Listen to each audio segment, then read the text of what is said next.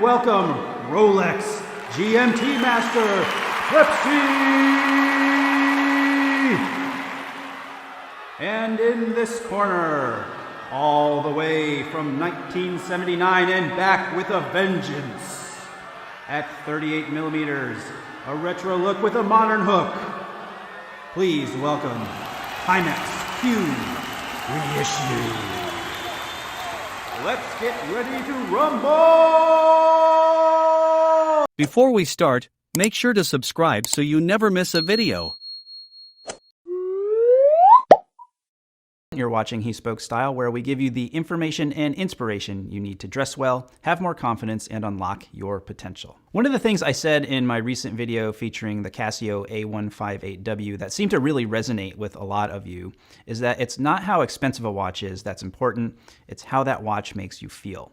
So in the spirit of that, I thought it would be fun to put two watches head to head that look very similar, but with very different price points. And in this video, we're going to be comparing the Rolex GMT Master 2 and the Timex Q Reissue. Table of contents for the video. First, we'll take a close look at the Rolex, then the Timex. I'll review some similarities and differences between the watches, and then we'll put them head to head in a variety of categories, including quality, reliability, functionality, comfort, style, and price. Let's get to it. So here is the Rolex GMT Master 2. This is the reference 16710. And want to give a big shout out to Crown & Caliber for loaning me the watch for this video. It's a 40 millimeter steel case on an oyster bracelet. This model has articulated lugs. It's an automatic movement and the case back is not see-through. Moving on to the dial, we've got a black dial with hour indices all the way around, with the exception of 3 o'clock, where you can see the date window magnified by the Cyclops, hour, minute, and running seconds hands, and then of course the red GMT hand. The most distinguishing characteristic of this watch is the bezel, and specifically the insert. This is the classic red and blue Pepsi bezel, blue indicating nighttime and red indicating daytime. The bezel rotates both ways and is ringed with 24 hours, which is how you would be able to tell time in 2 different time zones. On the wrist, this watch wears and feels great. The bracelet is very comfortable. All in all, it's a classic sports watch with an unmistakable look and a great history as well, introduced in 1954 for Pan Am pilots making intercontinental flights. Next, we have a watch that looks very similar to the GMT Master. This is the Timex Q Reissue. This is a modern version of a watch that was first introduced in 1979 during the so-called quartz crisis that really forced the mechanical watch industry to kind of reevaluate itself. This watch here has a 38 millimeter stainless steel case and a woven stainless steel bracelet, both of which being 100% true to the original. The case has a brushed appearance on the top and a polished appearance on the side.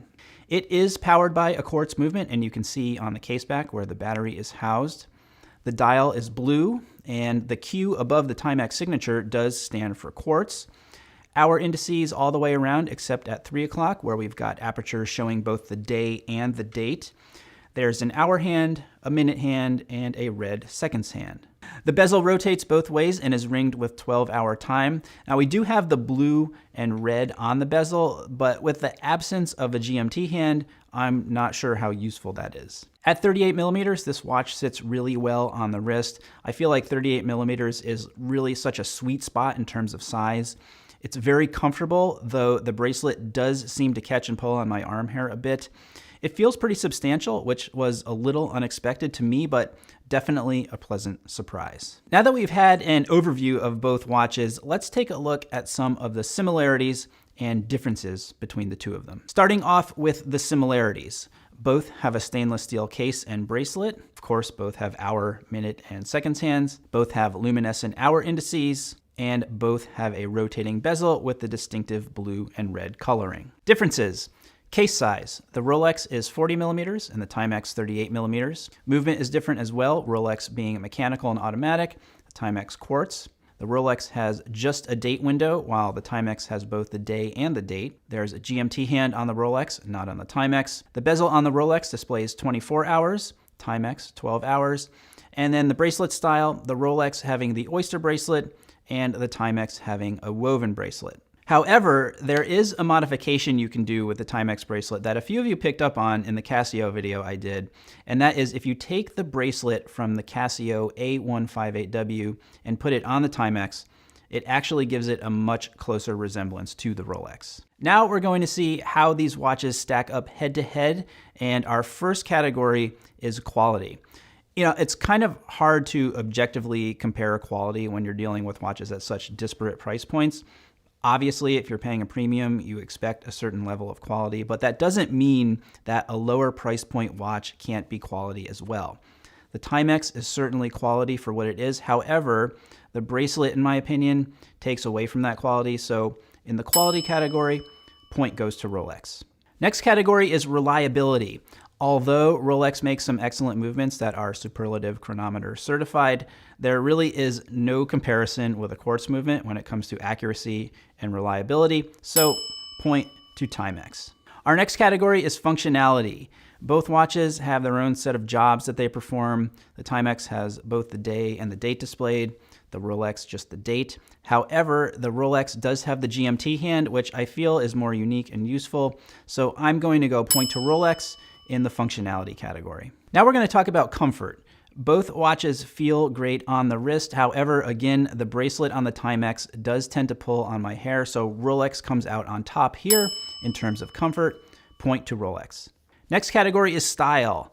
From a distance, you know, these watches look so similar, especially if you do the bracelet modification I suggested on the Timex. The Rolex is, of course, the original, but the Timex has some great retro style. So no clear winner here. We're going to give a point to both. Final category is price.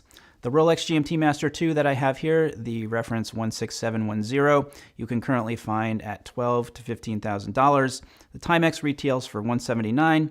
No contest on price. Point to Timex.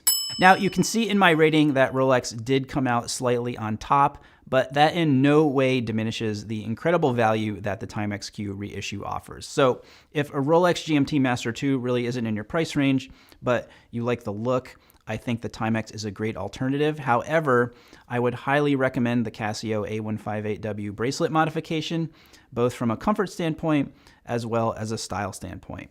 The Casio is only a $19 watch, and it's a pretty cool watch itself, so much so that it has earned a permanent place in my watch collection.